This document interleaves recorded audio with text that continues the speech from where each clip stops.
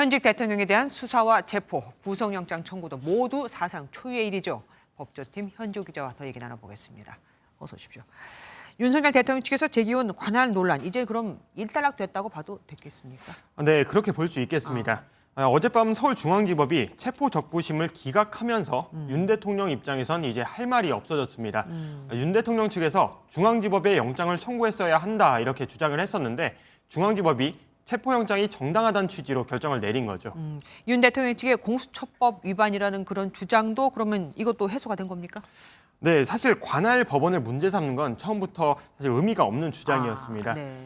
윤 대통령 측이 근거로 든 게 공수처법 제31조인데 공수처 검사가 공소를 제기하는 사건에 대한 관할 법원이 중앙지법이란 내용입니다.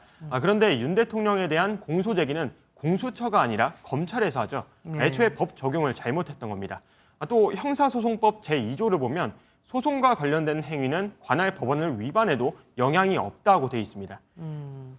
오늘 구속영장 청구했으니까 실질 심사는 내일쯤 이루어지겠네요? 네, 심사는 일단 내일 오후 2시로 예정이 됐습니다. 네. 구속영장 발부 가능성이 높다는 게 법조계의 전반적인 의견인데요. 심사 기준은 주거가 일정한지, 증거인멸과 도주 우려가 있는지 이 세 가지입니다. 이 가운데 증거인멸 우려가 인정될 것 같은데요. 윤 대통령이 범죄 사실을 인정하지 않고 체포된 이후로는 진술을 거부하고 있는 데다 추가 조사마저 거부했기 때문입니다. 합법적인 체포영장 집행을 물리력을 동원해 막은 점은 법원이 도주 우려가 있다고 판단할 수도 있겠습니다. 네. 특히 비상계엄에 가담했던 인물 모두 범죄의 중대성이 인정돼 구속 수사를 받았던 만큼 내란 우두머리 혐의를 받는 윤 대통령 역시 그 중대성이 인정될 가능성이 좀 높겠죠. 구속영장을 청구한 직후 이 공수처가 브리핑을 했습니다. 공수처도 그러니까 영장이 발부될 가능성이 크다고 보고 있는 거죠. 네, 일단 공수처는 자신이 있는 분위기입니다.